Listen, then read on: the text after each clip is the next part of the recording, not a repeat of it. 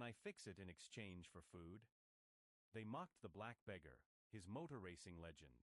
Listen, Grandpa, this isn't Soup Kitchen, laughed Tyler, the youngest mechanic at Premium Auto Repair, when the black man in his 50s approached the entrance. His clothes were worn, his gray hair unkempt, but his eyes had a strange gleam as he looked at the Porsche 911 that had been sitting with its hood open for 3 days. Marcus, the shop owner, didn't even look up from his paperwork when he saw the figure approaching. Jake, call security. These guys show up here every day asking for money. I'm not asking for money, the man said calmly, her voice carrying a subtle authority that none of them knew how to interpret. I'm asking for work. I can fix this Porsche in exchange for a meal. The entire shop burst out laughing. Tyler almost dropped the wrench he was holding, while Jake, the senior mechanic with 20 years of experience, shook his head in disbelief. Man, did you hear that? Jake shouted to his colleagues. The beggar wants to fix a $200,000 Porsche. But the man was not intimidated. His eyes scanned the exposed engine with a precision that went unnoticed by everyone except Sarah Chun, the only woman employee in the workshop, who watched the scene from the back. Something about his posture, the way he analyzed the engine, piqued her curiosity. What's wrong with the car?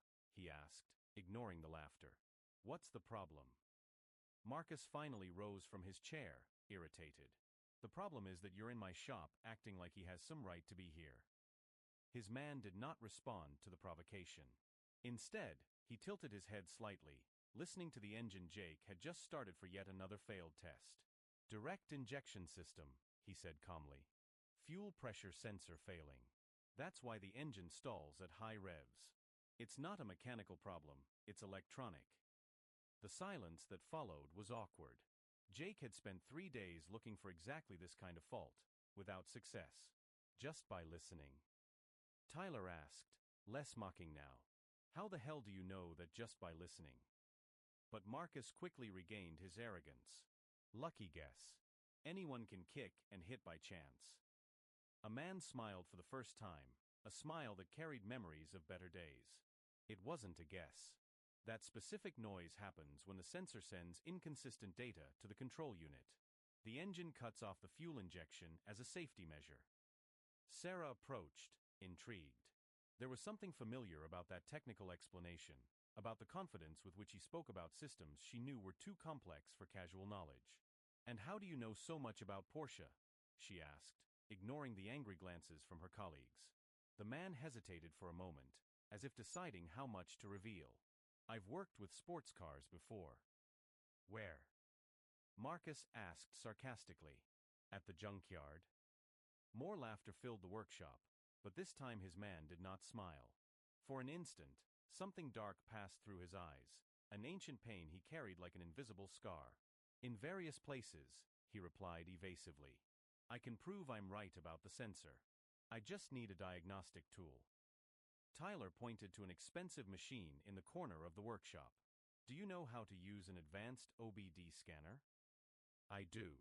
The answer was so simple and confident that even Marcus was intrigued, despite himself. Okay, Marcus said finally, with a cruel smile. I'll give you a chance. If you diagnose the problem correctly, I'll give you $20 and a sandwich. But if you're wrong, I never want to see his humiliation near my shop again. And I'll film his humiliation to post online. A man nodded calmly, as if bets like this were routine in his life. But as he walked toward the scanner, Sarah noticed something the others missed. Her hands weren't shaking with nervousness, they were shaking with contained anxiety, like someone who was about to reveal a part of himself that she had kept hidden for a long time. There, in front of all those looks full of contempt and cruel amusement, he stood firm like someone who held a secret too powerful to be revealed before the right time. If this story of prejudice and overcoming adversity touched his heart, don't forget to subscribe to the channel to find out how a simple moment of humiliation would become the catalyst for a revelation that no one would ever forget. The scanner turned on with a high-pitched beep, and everyone in the shop crowded around to watch what they expected to be an embarrassing spectacle. Marcus had already pulled out his cell phone, recording every move as Tyler and Jake placed bets on how long it would take for the bum to give up. $20, he doesn't even know how to turn this thing on, Jake whispered to Tyler, loud enough to be heard. But the man connected the diagnostic cable to the Porsche's OBD port with an ease that made Sarah frown. His fingers navigated the scanner's menus as if it were a natural extension of her hands, accessing diagnostic levels that Jake had rarely used in his 20 years on the job. Impossible, Tyler muttered when he saw the man directly access the engine management system. How does he know these access codes? The man ignored the comments, completely focused on the equipment screen. For a few moments, the only sound in the workshop was the electronic beep of the scanner as he scanned technical data at impressive speed. There it is, he said calmly, pointing to the screen. Code P0294. Fuel pressure sensor out of parameters. Just as I said.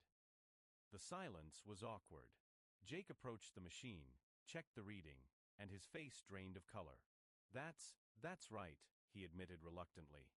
3 days of searching and this guy got it right in 5 minutes. Marcus quickly put his cell phone away, clearly annoyed that he hadn't gotten the humiliation he had hoped to film. Beginner's luck, she muttered. Anyone can press buttons at random until they get it right. Random buttons? The man turned to Marcus for the first time, a dangerous glint in his eyes. Do you want me to explain why this particular sensor fails on this model when the fuel filter isn't changed at the recommended intervals? The question caught Marcus off guard. He had no idea how to answer. Tyler tried to regain control of the situation. Okay, you got lucky this time. But betting on a hunch doesn't make you a mechanic. A hunch. The man smiled, but there was no humor in that expression. I can list 3 other problems this car will have in the next 6 months if they aren't fixed now. How can you know that?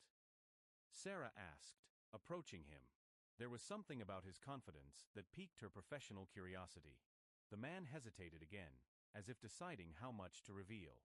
Because I've seen this pattern of failures hundreds of times. Porsche 911 2011 to 2015 has a predictable sequence of problems when poorly maintained. Jake shook his head in disbelief. Hundreds of times? Where the hell did he work that he saw Porsches hundreds of times? In places where cars like this were the norm, not the exception, he replied evasively. Marcus didn't like the direction the conversation was taking. He was losing control of the situation, and her authority was being questioned by someone who should have been begging for food. Listen here, Grandpa, he said, approaching aggressively. I don't know what game you're playing, but this is a serious repair shop. We don't need cheap tricks to impress anyone. Tricks? A man stared him straight in the eye. Want to see a real trick? Before anyone could respond, he walked over to a BMW X5 that had been sitting in the corner for 2 weeks. That car over there. You told the customer they need a new engine, right? Marcus tensed. It was true, but how the hell did this guy know that? The problem isn't the engine, the man continued. It's the high-pressure fuel pump. A $1,200 part. You quoted $15,000 for a new engine. Tyler swallowed hard. How can you tell just by looking? Because I heard the telltale noise when you started the car earlier. The man walked over to the BMW. I can prove it. Sarah watched in fascination as he opened the hood and pointed to specific components with surgical precision. Look at these fuel lines. The wear here, the oxidation there. These are classic symptoms of a high-pressure pump failure. Jake quickly checked with another scanner and confirmed the diagnosis. His face was red with embarrassment. My God, Sarah murmured. If he's right, we were going to charge the customer $14,000 more for a problem that doesn't exist. Marcus realized he was completely losing control. It's a coincidence. 2 coincidences in a row, nothing more. The man stared at him with a look that made Marcus's blood run cold. For a moment, he saw something in those eyes that he recognized instinctively, the quiet authority of someone who had commanded, who had led, who had been respected. Coincidence, the man repeated slowly. Like when he said his diagnosis was beginner's luck. The tension in the workshop was palpable. Sarah felt she was witnessing something much bigger than a simple misunderstanding. There were layers to this situation she didn't yet understand. Do you still want that sandwich? Marcus asked sarcastically, trying to regain his dominant position. Or are you going to keep pretending to be an expert on luxury cars? A man was silent for several long seconds. When he finally spoke, her voice carried a deep sadness that made Sarah shiver. I've been many things in my life, he said calmly. But I've never pretended to be something I'm not. He started walking toward the door, but Marcus couldn't let him go. The humiliation he had planned to film had backfired, and that was unacceptable. "Hey, wait a minute," Marcus shouted. "You come here 'cause trouble, do some magic tricks, and think you can walk out like some kind of hero?" The man stopped at the door, without turning around. "Heroes don't exist," she replied, her voice almost inaudible. "There are only people who have lost everything and still try to help others." And she left the workshop, leaving behind a heavy silence and 4 people who were beginning to suspect that they had just met someone much more complex than he appeared. Sarah ran to the window and saw him walking slowly down the street, her hands in her pockets, her shoulders hunched like someone carrying an invisible weight. For a moment, she swore she saw him stop in front of a photo of a child stuck to a lamppost, one of those missing person photos that no one notices anymore. What she couldn't see was the tear that ran down his face as he recognized in that child's eyes the same innocence that her own daughter had lost 15 years ago, on a rainy night he would never be able to forget. Every perfect diagnosis, every moment of humiliation accepted in silence, every day lived on the streets, it was all part of a penance he had imposed on himself for a tragedy that still consumed him inside. But what the arrogant mechanics at Premium Auto Repair didn't know was that they were dealing with someone who had already lost everything once her. And when you have nothing left to lose, each new injustice only fuels a determination he could not yet comprehend. Sarah couldn't sleep that night. Something about the way the man analyzed the cars, the surgical precision of his diagnoses, the way he navigated the electronic systems as if it were second nature, it all hammered at her mind. The next morning, she arrived at the shop an hour early and went straight to the computer. If her suspicions were correct, there would be digital traces of that extraordinary technical knowledge. Direct injection system, fuel pressure sensor, high pressure pump, she muttered, typing in the specific terms he had used. Porsche 911 2011 to 2015. The results left her speechless. These weren't specifications that any mechanic would know by heart. They were technical details that only specialized engineers or professional drivers would have a complete grasp of. Tyler arrived to find her still glued to the screen. "Sarah, what the hell are you doing here so early?" "Researching that man from yesterday." She turned the screen toward him. "Look at these technical forums. The specifications he mentioned are only discussed in very specific circles of high-performance motorsports." "So what? Anyone can read that stuff on the internet." "Tyler," she said patiently, "he knew the memory diagnostic codes. He didn't read it on the internet, he knew it." Marcus arrived at that moment, hearing the end of the conversation. "Are you still talking about that nutcase?" "Forget it, Sarah. It was luck, coincidence, anything but real talent." But Sarah had found something more intriguing. On a specialized forum from 2007, a user with the handle darkhorse_racing had posted incredibly detailed technical analyses of the same models that his had diagnosed yesterday. "Marcus, look at this," she insisted, showing him the screen. "This guy here was predicting exactly the problems our beggar identified, only 15 years before the cars hit the market." "Coincidence," Marcus repeated, but her voice sounded less certain. That's when the workshop door opened and his reappeared. This time, he wasn't alone. An elegant middle-aged woman accompanied him, someone who clearly didn't belong in that working-class neighborhood. "Good morning," he said calmly. "This is Catherine Morrison, owner of a McLaren 720S that you said was beyond repair." Marcus paled. That case had been his biggest failure in recent months. A $600,000 McLaren with an electronic problem that no repair shop in town had been able to fix. "Ms. Morrison," Marcus stammered, "what are you doing here with he?" Catherine smiled coldly. "I met this gentleman last night in the hotel parking lot. When I mentioned my car problem, he gave me such an accurate technical explanation that I decided to bring him here myself." "He gave you a technical explanation about a McLaren?" Tyler asked incredulously. "Failure of the hybrid system control module," his man said calmly. "Conflict between the electric motor and combustion engine software protocols. Known defect in the 2019 models, but McLaren never publicly admitted it." The silence in the workshop was awkward. Sarah quickly checked the computer and found exactly what he had described, a confidential technical bulletin that only authorized McLaren dealers should have access to. "How do you know that?" Jake asked, arriving at that moment and overhearing the conversation. The man hesitated, that same evasive look from before. "I've worked with high-performance cars." "Where?" Marcus insisted, her arrogance giving way to something resembling nervousness. Various places over the years. Catherine noticed the tension in the air. Well, if you don't want to fix his car, I can take it somewhere else. No, no. Marcus hurriedly said. Of course we want to fix it. It's just that. It's just that he, the man calmly pointed at Marcus, said his knowledge was just showmanship. The situation was getting awkward. Catherine was clearly an important customer, and her presence there with this bum was making Marcus break out in a cold sweat. Maybe we can make a deal, the man said. If I fix Ms. Morrison's McLaren, you give me a real chance to show what I know. Not to earn a sandwich, but to work. Marcus looked at Catherine, then at the man, quickly calculating. If he failed, he would be humiliated in front of a wealthy customer. If he succeeded, well, Marcus didn't even want to think about that possibility. What if you don't succeed? Marcus asked. If I don't succeed, I'll never come back here again, and you can film my departure and post it wherever you want. Sarah watched fascinated as the two men stared at each other.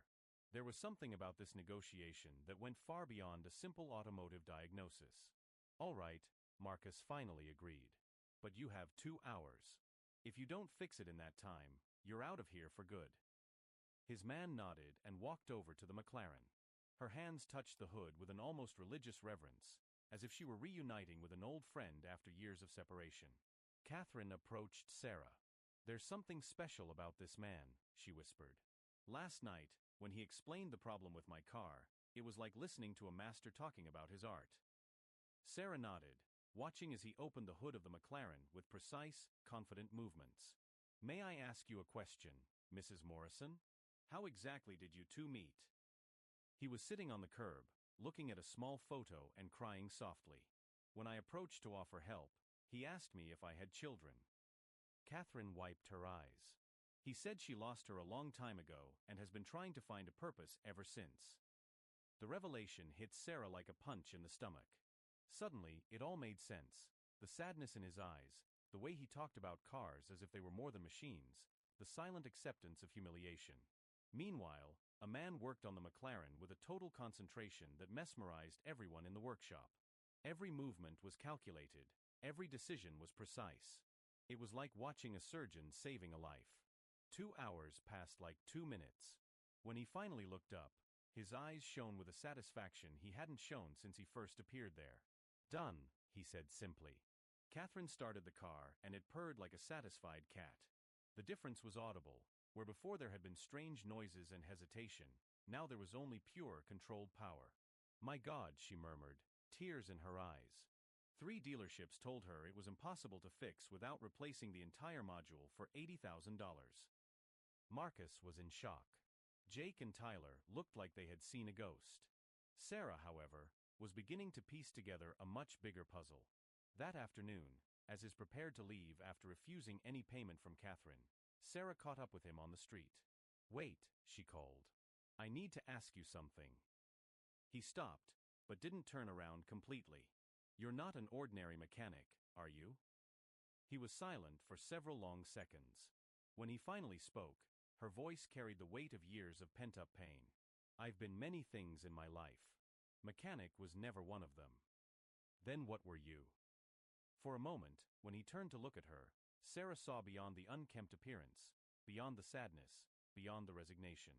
She saw a man who had once commanded $500,000 machines at 300 kilometers per hour, who had tasted victory and felt the weight of absolute loss. I was someone who believed that speed could cure any pain, he replied, until I discovered that some wounds only heal when you stop running from her.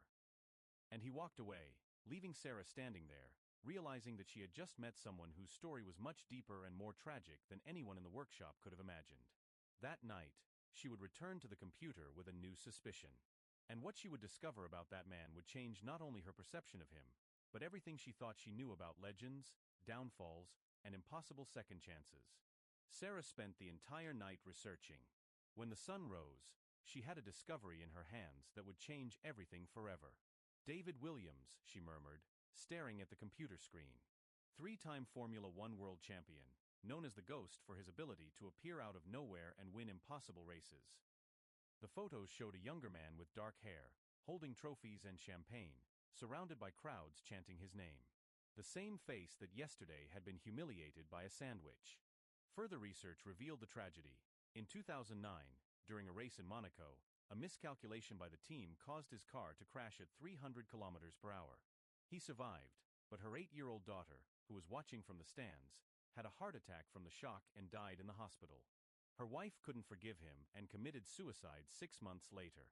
David Williams disappeared from the public eye that same year, sold everything, donated millions to charity, and vanished.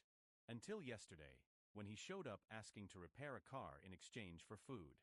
Sarah arrived at the workshop determined, but found a surprise. Marcus was recording a mocking video on his cell phone. "Guys, you won't believe the story I have to tell," he said to the camera. "Yesterday a beggar showed up here who thought he was a mechanic. The guy was so desperate he offered to work in exchange for food." Tyler and Jake laughed in the background, reenacting the man's moments of humiliation. "The funniest part," Marcus continued, "is that the old man did some tricks with a scanner and now thinks he's an expert on luxury cars. I'm going to post this and get thousands of views with his face on it." Sarah felt her blood boil. "Marcus, you can't post that." "Why not? It's free content. Homeless man tries to be a mechanic and fails miserably, is going to go viral. Because you're about to become the biggest idiot on the internet, his." Marcus stopped recording, annoyed. "What are you talking about?" Sarah opened her laptop and turned the screen so everyone could see. "Folks, allow me to introduce David the Ghost Williams, 3-time Formula One world champion, winner of 23 Grand Prix races, and considered one of the most talented drivers in the history of motorsports." The silence in the workshop was deafening. Marcus looked at the screen, then at Sarah, then back at the screen. That's impossible," Tyler stammered. "The guy was ordering food." "The guy," Sarah continued relentlessly, "lost everything after a personal tragedy and has been living on the streets for 15 years. And yesterday you humiliated a world legend because he looked different than you expected." Jake approached the screen, studying the photos. "My God, it's he himself. I had posters of this man in my room when I was a teenager." Marcus was as pale as a sheet. But he didn't say anything. Why didn't he say who he was? "Because men like David Williams don't have to prove anything to people like you," Sarah replied coldly. At that moment, the door opened and David entered, followed by Catherine Morrison and 3 other elegantly dressed people. "Good morning," he said calmly. "I brought some acquaintances who would like to see the workshop." Marcus gulped as he recognized one of the figures. Jonathan Reed, CEO of Reed Automotive Group, the largest luxury car dealership chain on the East Coast. "Mr. Williams," Reed said respectfully. When Catherine told him about his impressive diagnostics, he had to come see for himself. "He's offering his position of technical director of our performance division. Starting salary of $500,000 a year, plus profit sharing. Our offer is $2 million a year." David listened silently, but his eyes met Marcus's. "Interesting how people change their behavior when they find out who you really are." Sarah approached him with the laptop. "David, you need to see something." She showed him the video Marcus was recording. David watched silently as Marcus and the others mocked her, planning to make her humiliation go viral on social media. "You were going to post this?" David asked Marcus, his voice dangerously calm. Marcus tried to explain, but his words came out jumbled. "I didn't know. I'm sorry, I didn't know what? That I was famous? That I had money?" David moved closer to him. "Or didn't you know that I was a human being who deserved basic respect?" Jonathan Reed overheard the conversation, and her expression changed completely. "Marcus Thompson, correct? Are you the owner of this repair shop?" "Yes, sir," Marcus replied nervously. "Well, I just canceled the maintenance contract my company had with you. 50 cars a month, $300,000 a year. I don't do business with people who humiliate vulnerable individuals." Catherine joined the conversation. "I'm also going to recommend to all my friends at the club that they avoid this garage. A reputation like that spreads quickly among our clientele." Tyler tried to intervene. "Gentlemen, it was just a misunderstanding." "Misunderstanding?" David asked. "You laughed at his appearance, called him crazy, offered $20 for a job worth thousands, and planned to use him as a joke on the internet. Which part was the misunderstanding? Sarah pulled out her cell phone.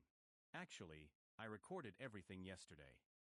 She showed the video where Marcus, Tyler, and Jake humiliated David. And I already posted it on social media with his real identity. 15,000 shares in the last 2 hours.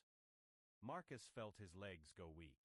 His reputation, his business, everything was falling apart in real time. David turned to Sarah. Thank you for believing me when no one else did. Then he looked at the businessmen. Gentlemen, I really appreciate your offers, but first I need to take care of some unfinished business here. He approached Marcus one last time. Yesterday you said I should know my place. Today you'll find out what his is. Richard Thompson handed his card to Sarah. Young lady, if you ever want to work for a company that values character over appearances, give me a call. As the group prepared to leave, David stopped at the door. Marcus, that video you were going to post mocking me? Sarah posted the real version of the story. Now the whole world can see who really needs to learn about humility. And he left, leaving behind a silent workshop and 3 men who had just discovered the true price of prejudice. Marcus looked at his cell phone and saw notifications exploding, angry comments, customers canceling contracts, suppliers cutting ties. In a few hours, premium auto repair had become synonymous with discrimination and cruelty. Jake approached the window and saw David getting into a limousine with the businessmen, while reporters who had arrived to cover the story waited outside. Man, Tyler muttered, we just humiliated a world legend because he looked poor. But perhaps the most frightening thing of all was not the financial ruin that awaited them, nor the public humiliation they would face. It was the terrible realization that David Williams had orchestrated every second of those 2 days, allowing them to reveal exactly who they were before showing them who he really was. 6 months later, David Williams was the technical director of Reed Automotive Group, earning $500,000 a year. Her rags to riches story had become a Netflix documentary, inspiring millions of people around the world. Premium Auto Repair closed its doors after 2 months. Marcus lost everything: his house, his car, his reputation. Tyler and Jake were fired and had to move out of town to escape the viral humiliation. Sarah, the only one who defended him, was hired by David's team with a salary 3 times higher. Prejudice doesn't just blind those who discriminate, David said in an interview. It blinds an entire society to extraordinary talents hidden behind appearances they can't see. Marcus tried to apologize publicly, but it was too late. He learned that humiliating vulnerable people not only destroys other people's lives, it eventually destroys his own. The best revenge was not to destroy Marcus. It was to show the world that second chances exist for those who offer them, not for those who deny them. If this story inspired his, subscribe to the channel for more stories that prove it's never too late to recognize people's true value.